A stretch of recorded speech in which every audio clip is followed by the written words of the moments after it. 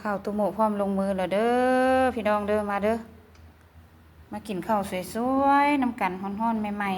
ๆพี่น้องเอ้ยขั่วผักอันกาดขาวไฟแดงว่าซะต้นหวดวะบ่ใส่ซีนใส่หยังเด้อใส่แต่ผักเทียมกับหมักเพชรพี่น้องเด้มื้อนี้เฮ็ดเอาเผ็ดเด้อพี่น้องแซ่บๆเลยพี่น้อง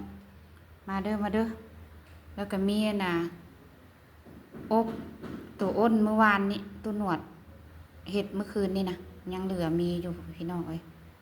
ตัวโมนี่แหละปิ้งปลานี่แหละแซ่บๆปิ้งปลาพี่น้องปลาสกางลูกชายไปสิดเบ็ดได้เมื่อวานนี้วันอาทิตย์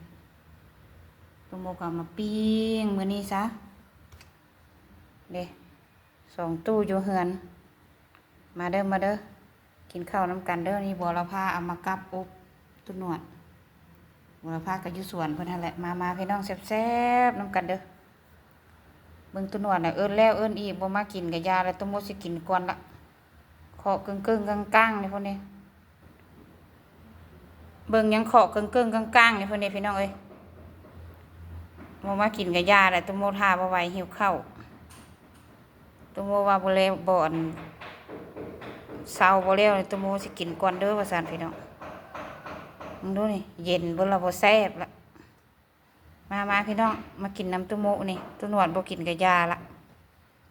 พี่น้องทางไก่ก็สินอนหลับปะเบิ่งแล้วนี่สวยๆโพดเนาะพี่น้องเนาะเอา